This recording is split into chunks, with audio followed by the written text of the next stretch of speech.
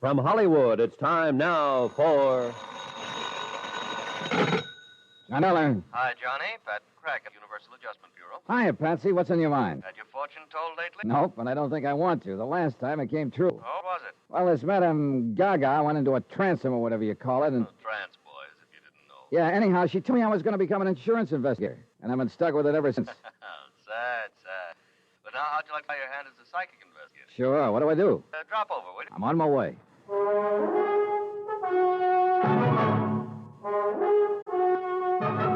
Tonight and every weekday night, Bob Bailey in the transcribed adventures of the man with the action-packed expense account, America's fabulous land insurance investigator. Yours truly, Johnny Dollar.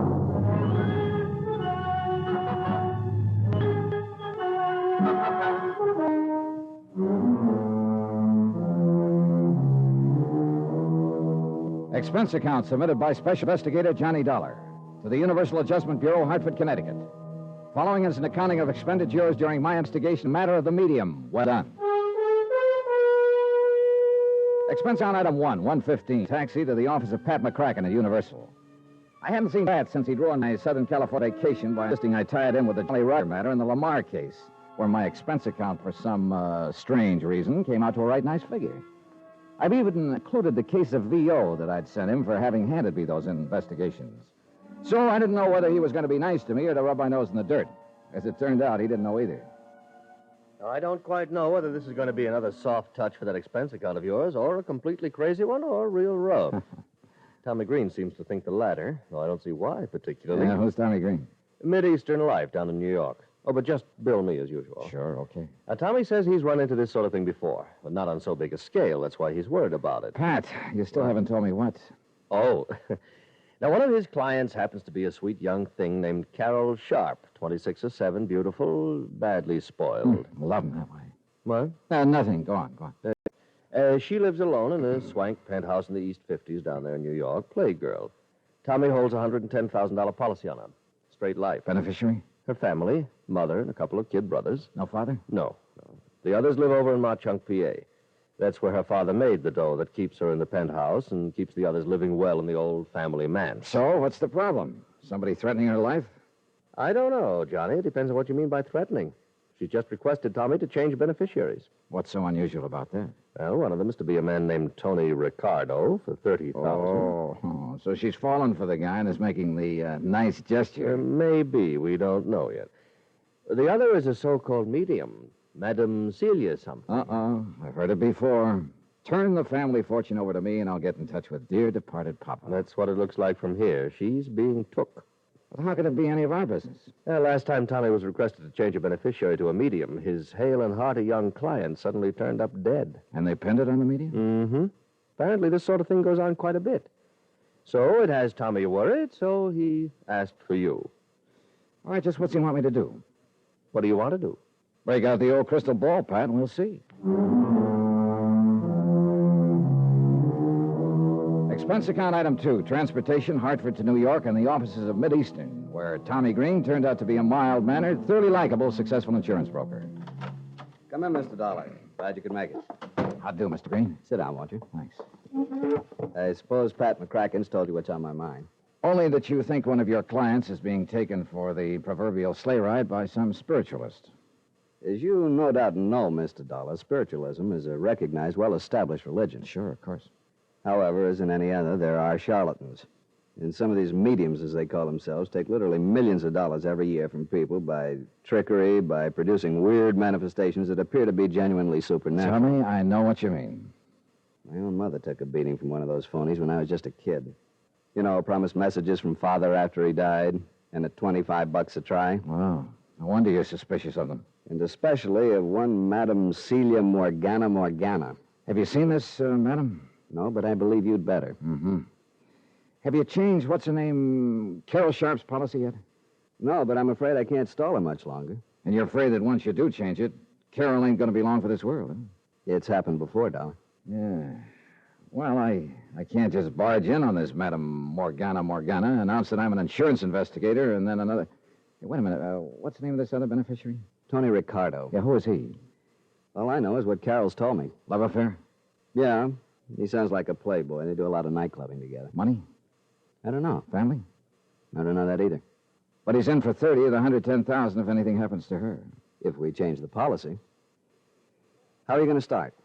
Well, if this Carol Sharp is all Pat McCracken says she is, this case could have a very pleasant beginning. I stuck around with Tommy Green long enough to listen to him verify what Pat had said about Carol's family, wealth, etc. Take a look at a snapshot of her and get her address. Item 3180, taxi to the Bell Towers at 614 East 52nd Street. A magnificent modern apartment hotel at the edge of the East River. Real swank. The place even had its own private docks with several well-kept cruisers tied up and even a small seaplane. Pat, I warn you, this expense account ain't going to be small. Yes, may I help you, sir? Yes, you can. I'd like a small apartment for a few days. Are you alone, sir? Yes. Well, we still have a small 5-room penthouse suite for $1,500 a month. Huh? With complete maid service, of course. Oh, of course. And on a minimum 1-year lease, of course. Look, all I want is a bedroom, living room type of thing, and I may be here only a week or so. Oh, well, in that case, I'm afraid there's nothing we can do for you unless... Tell me, sir, do you have any recommendations from any of our tenants? Look, I'm an insurance investigator. Here, my card. Oh. And I want something as close as possible to Miss Carol Sharp's apartment. But I don't want to have to rob Fort Private Knox. investigator, did you say? Yeah, that'll do. Dear, surely Miss Sharp can't be in any kind of... Well, I mean, think what it would mean to our reputation, Mr. Dollar. Stop worrying, will you? She isn't in any kind of trouble, yet. But for reasons that, well, they don't particularly concern you, I need to be as close to her as I can. Ah, what a pleasant thought. And If for the only same reason, I don't want her to know what my business here is. Of course, believe me, Mr. Dollar, I'm the very soul of discretion. Good. See that you stay that way.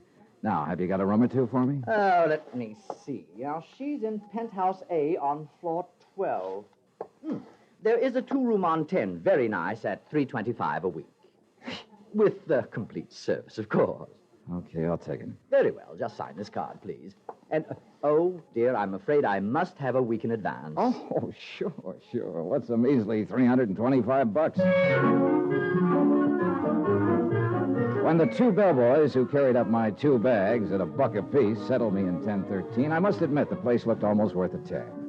Tastefully furnished, spit and polished clean, with a plate glass panorama view of the bustling East River. Yeah, I wish for a moment that I could afford this sort of lodging. First thing I did was telephone to an old pal. Detective Division, Sergeant Singer.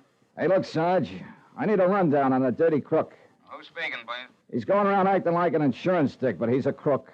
Oh, what's his name? Dollar, Johnny Dollar. And I tell you, that punk is as crooked as they Don't go come. any further. We know all about him. We got word here in New York that we'll put a stakeout on him the minute we spot his hideout. That copper I can give you. Good, Johnny. Just where you staying? Hi, you old reprobate. I'm at the Towers, East 52nd. The town? Expense account, huh? How'd you guess? I want to see you. In exactly 21 minutes, I'll punch the time clock and be over. Room 1013. Right. Oh, and be sure it's with soda. Easy, boy. Give you any encouragement, you'll want to name the brand of scotch. Item 4, 1220. 1 bottle of scotch and setups for 2. Sure, Johnny. Knew her from when I was doing the nightclub beat. And she's lived in town for quite a while, huh? Yeah, a couple of years at least. How much do you know about her, Randy? Not much. She's loaded. Throws her money around like it's confetti. Yeah, I figured that when I found her staying here.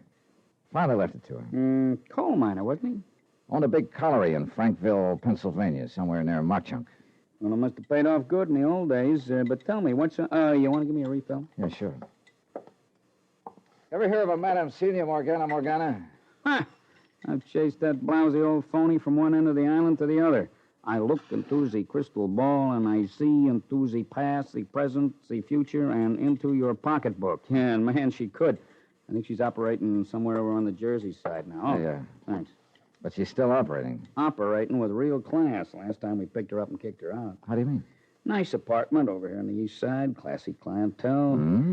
Hey, is Carol Sharp hooked by her? Appears so. Just how does she work? Well, the usual way the phonies do. Goes into a trance, writhes around like a seasick rattlesnake, then gives with the voices. Voices? You know, speaks with the tongues of the departed. Hey, look, where's the money angle, mister? Well, she makes like the trances cause her great agony of body and mind. Starts with the pitch about doctor bills. And the more clients can afford, the more they pay. And they don't get wise? Yeah, she's smart. Works it like a serial story. You know, continued next week. No, I don't know. Brief me. Well, at each seance, she tells them just enough to whet their appetite for more. Leads right up to the next hot bit of information, has them hanging on every word, then bingo, the trance is over. Ah. However, if you come back next week when I recover my strength, so they pay her off and they're back a week later to play games with her again. I don't know. Seems pretty obvious to me. Well, that's because you've never attended a seance run by an artist at it. Now, why don't you? I think I will. I'll see what I can dig up for you. You mean there are still some going on around town? Some. Dozens, hundreds, probably. Kick them out of one place, they move to another, unless you can tie a serious rap on them. Which reminds me, Tommy Green told me... Yeah, I handled that one myself with Madame Gabor Chernarsky. Got a sweet old man to sign over his fortune, then had him knocked off. Oh, that's a dirty racket. Yeah, religion, science, the professions, they all leave an open door to the racketeers, I guess. Okay, set up a seance for me, Randy. And meantime... Yeah? Run me a make on Tony Ricardo, will you? Ricardo? Yeah, he's the other one Carol Sharp wants to name as a beneficiary. Besides the medium? Yeah. Beneficiary of a whopping big life policy. Okay, good, Johnny. I'll call you later. While I took my time showering and changing clothes, I racked my brain trying to cook up a smooth way to meet Carol Sharp. Under no circumstances did I want her to suspect the reason behind my interest in her, at least not for the present. Requisite number one, then, meet the gal. I was just tying my tie when the phone rang. Johnny Dollar. Randy, Johnny. Oh, hi, Rand. Set up a date with a medium? Yeah, for tonight, but that's not what I'm calling about. Johnny, I could write a book for you Huh? on Tony Ricardo, and I don't think you'd like it. You seen him yet? No, but I will as soon as I can locate him. Well, if he finds out what you're working on, he'll locate you. Fine. Yeah, just be sure you see him first, and that you're carrying a gun. Thanks, Randy.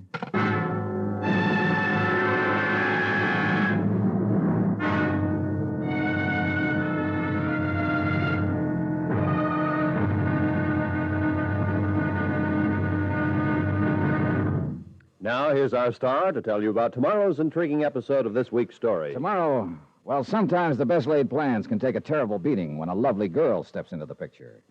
Join us, won't you? Yours truly, Johnny Dollar.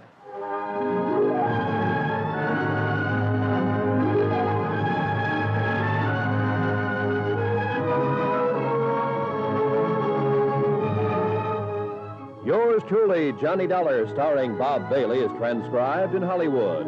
It is produced and directed by Jack Johnstone, who also wrote tonight's story.